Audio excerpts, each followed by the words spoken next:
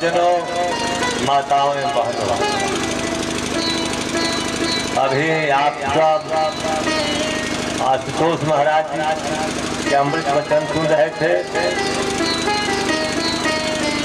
आपने बहुत ही स्पष्ट रूप से आप सबको समझाया कि इस पंचक्रोशित परिक्रमा का क्या फल होता है और यह कैसे की जाती है।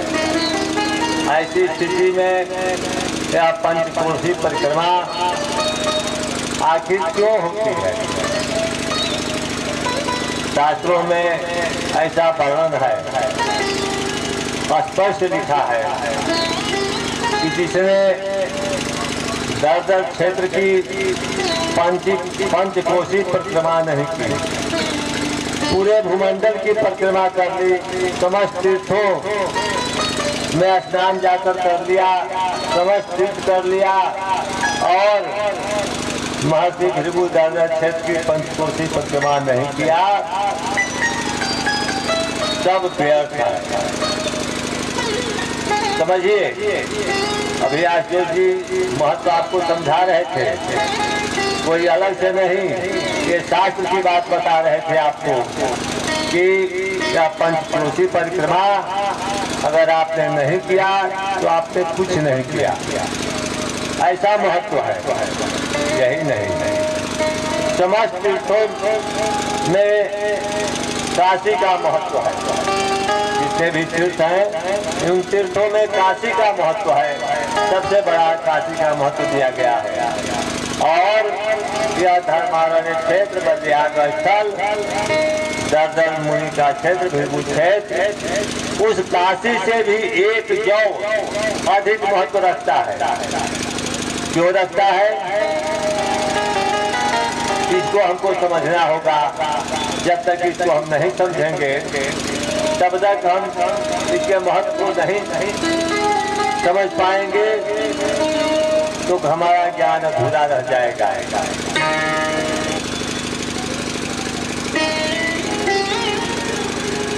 जब इस धरती पर तीर्थों का निर्माण करने की प्रक्रिया शुरू हुई, ब्रह्मा विष्णु महेश मिल करके इस धरती पर तीर्थों का निर्माण किए। उन्होंने पवित्र स्थल खोजा, कौन सा पवित्र स्थल है जो तीर्थ लायक है। उसमें बलिया का महत्व सबसे पहले आया। उस समय नाम बलिया नहीं था, धर्मारण्य क्षेत्र इसका नाम था। और यहाँ पर सूर्यपुत्र जमराज 30,000 वर्ष तक तपस्या किए। उस तपस्या के पश्चात उनको जमराज का पद मिला। अगर कोई पद प्रतिष्ठा चाहता है, जैसा आशुतोष जी अभी बता रहे थे, तो आपको इस क्षेत्र में तपस्या करनी पड़ेगी। और इस क्षेत्र में तपस्या करने वाले को पद और प्रतिष्ठा निश्चित रूप से मिलेगी। यह परंपरा से चला रहा है। जैसा कि जमराज को मिला, जम का पद मिला, वह पद मिला जो सबके कार्यों का अंत में निरीक्षण करते हैं। काफी वही जांचेंगे हमारी। जब तक वह काफी नहीं जांचेंगे, परीक्षा में हम उत्तीर्ण और अंतरीण नहीं कहे जाएंगे। परीक्षा में उत्तीर्ण और अंतरीण तभी होंगे। यह अधिकार उस जमराज को मिला। क्यों मिला? 30,000 वर्ष इसी धर्मारण्य क्षेत्र में उन्होंने तपस्या की, उसके बाद मिला। तो आप सब बड़े सौभाग्यशाली हैं।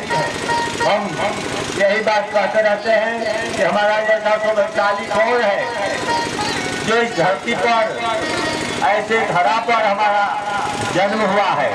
निश्चित रूप से हमने कोई पूर्व में धर्म किया होगा, तपस्या किया होगा, ऐसा कोई पूरे अर्जन किया होगा, तभी दर क्षेत्र में, भृगु क्षेत्र में हमारा जन्म हुआ।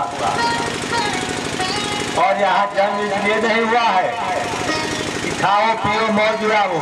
यहाँ जन्म इसलिए हुआ है कि हम उस यमराज की परीक्षा में उत्तीर्ण हो, और जब तक उत्तीर्ण नहीं हुए तो हमारा जीवन व्यर्थ है, और उत्तीर्ण होने के लिए हमको तपस्या करनी पड़ेगी। जो लोग सुख चाहते हैं, धन चाहते हैं, वैभव चाहते हैं, अभी आशुतोष जी आप लोगों को बता रहे थे कि इस पंचकोशी परिक्रमा को कीजिए।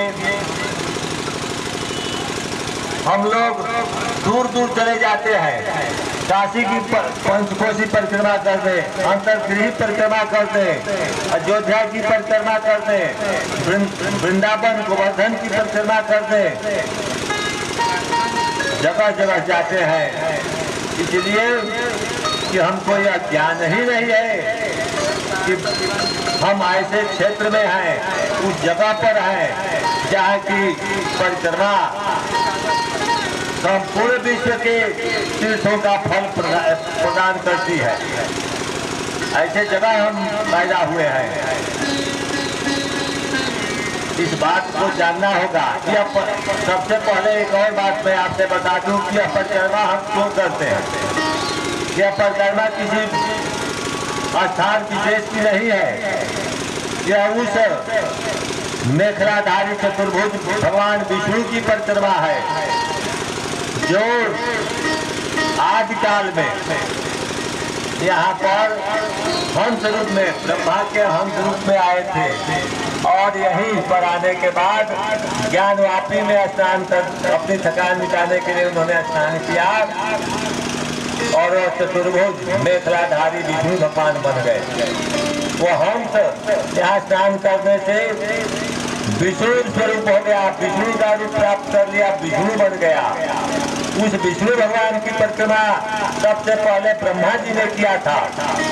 ब्रह्मा जी आए, उनकी स्तुति किए, उनकी परिक्रमा की, तो उनका जो चतुर्भुज स्वरूप है, उस चतुर्भुज स्वरूप की हम परिक्रमा करते हैं, और वह चतुर्भुज स्वरूप जहाँ तक फैला था, उनकी बाहें जहाँ तक पहुँची थी, उनकी मेखला जहाँ तक पहुँची थी, उस स्थान विशेष की परिक्रमा हम करते हैं। यह मानकर करते हैं कि हम उस चतुर्भुज मेखलाधारी भगवान विष्णु की परिक्रमा कर रहे हैं।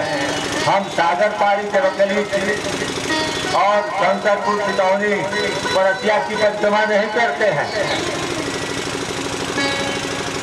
उन स्थानों तक भगवान का स्वरूप फैला हुआ है, उस भगवान की हम परिक्रमा करते हैं। आशुतोष जी, यह बात जो है बहुत गौर है, ये शास्त्रों के अध्ययन से प्राप्त होती है। आज की स्थिति है, न कोई शास्त्र पढ़ना चाहता है, न कोई पढ़ाता है, न कोई बताने वाला है।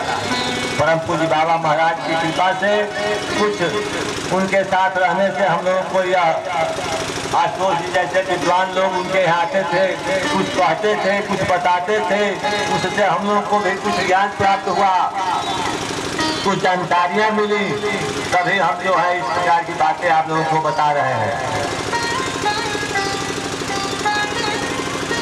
अगर सबसे पहले बात एक यह जान लीजिए, आप जहाँ पर बैठे हुए हैं, जहाँ आपका पड़ाव पड़ा हुआ है, क्यों यही पड़ाव पड़ा, क्यों नहीं दूसरी जगह पड़ा? यह स्थान जहाँ बैठे हैं आप, यह गांव जो था, जिस गांव के नाम पर, जिस आश्रम के नाम पर आप यहाँ आई हुई हैं, आप आए हुए हैं, यह इस समय गंगा के कटान के कारण यहाँ आ गया है। इसके पहले यह व्यास स्थान वासस्थाना के नाम से था, और वहीं पर गर्ग आश्रम था, महामुनि गर्ग का आश्रम था। तो यह परिक्रमा जो है भगवान चतुर्भुज मेखलाधारी विष्णु भगवान का स्वरूप जो था, वह गर्ग आश्रम तक फैला हुआ था।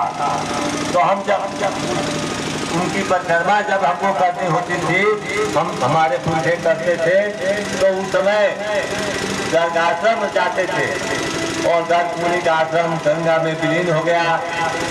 जिन लोगों ने उन्हें संरक्षण प्राप्त किया था, उन लोगों का यह निवास स्थान बना और उसी नाम पर हम इस सागर पाली में आते हैं। यही नहीं, एक बात आपको और बता दूं, यहाँ से जब यह परिक्रमा चलेगी,